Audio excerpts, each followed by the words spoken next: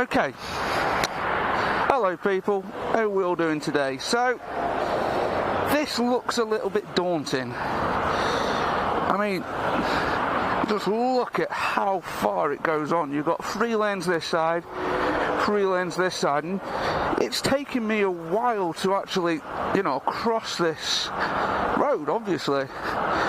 So, by that logic, it would be terrifying to go on, but that's not true.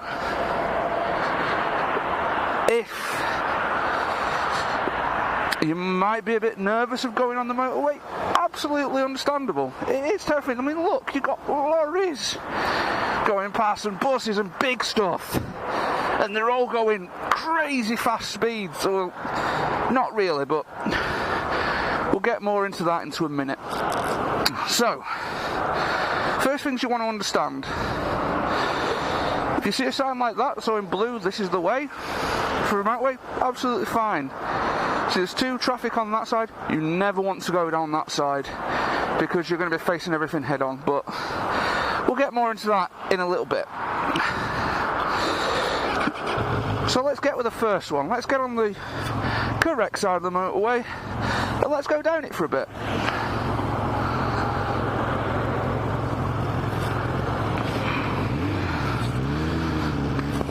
Just check I'm safe to come out. Not yet.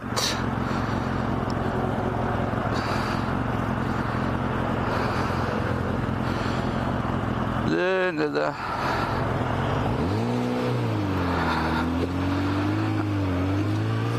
So, it's nice and easy. So, you know what? I'm not just going to aim this one at motorcyclists. Maybe you passed your test a while ago, and maybe you were part of the generation that didn't have motorway lessons, which, do you know what? It's entirely possible that you have been the generation that didn't have motorway lessons. I feel bad for you. So, we'll get onto this motorway, nice and easy. So, I'm just gonna, that truck's letting me in, so I'll give him a little wave, thank you. And I've got this truck to my right side.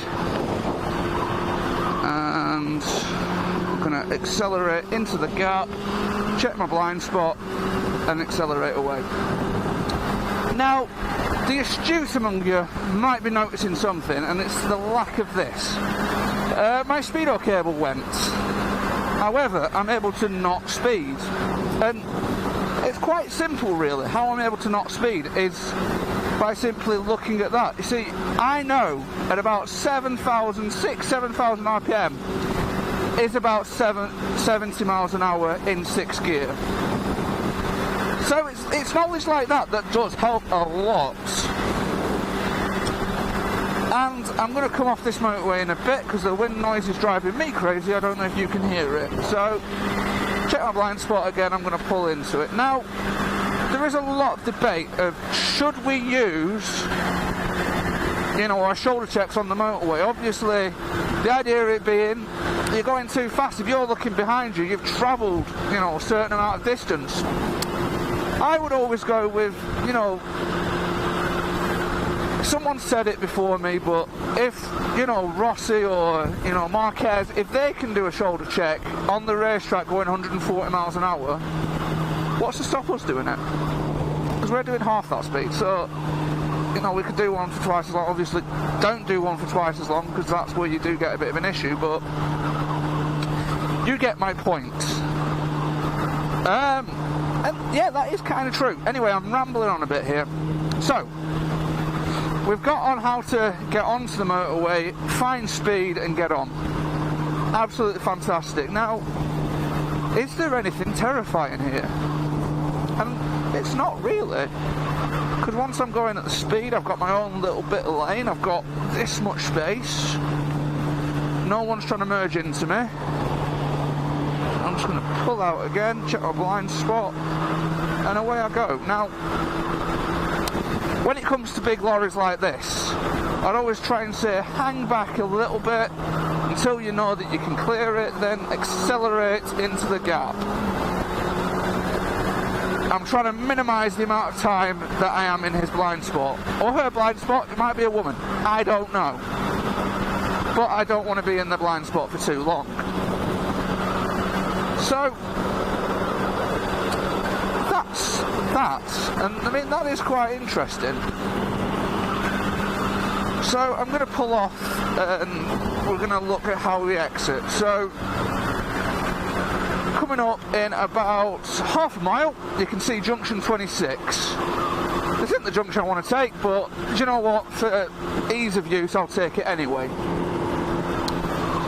So we can see the 3 marks here, so I'm going to check my blind spot, and as I pass the 3 marks, check it again and give it a little bit of an indication. Now obviously there shouldn't be anyone coming up sides because that hard shoulder isn't a running lane and it's got cones over it, but do you know what, there's idiots everywhere. So check it again, and I'm going to pull into that, cancel my signal, and I'm happily away. So we're coming up to a roundabout.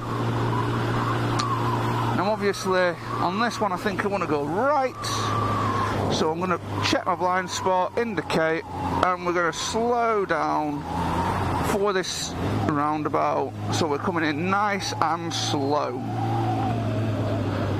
So, oh, and that turns red. So yeah, that is a brief sort of, am I still recording? Yes I am.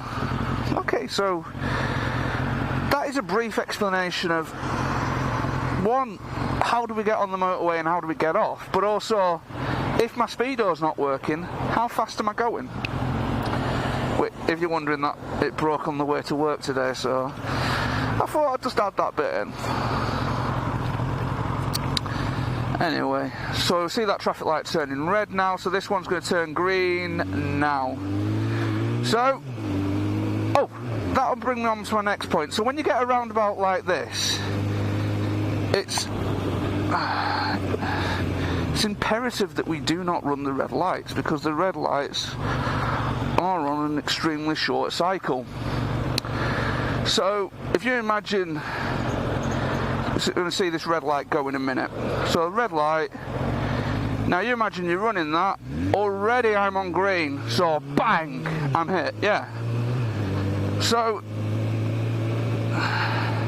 that's okay. So video kind of cut off because the camera got a little bit full. I forgot to completely empty my camera, which yeah, should probably remember to do that. Anyway, what I was saying there is the traffic lights on a normal junction, you get about 2 seconds. So not that you should, you definitely shouldn't try and run red lights, but it's not going to be too bad if you try and run them straight away. It's still illegal, and you could still kill someone if you mistime it. Roundabout, no go. You are going to hit someone's green light straight away. So that's been me. I'll catch you all next time, and yeah, I hope I've helped someone with advice on how to do the motorway. Peace.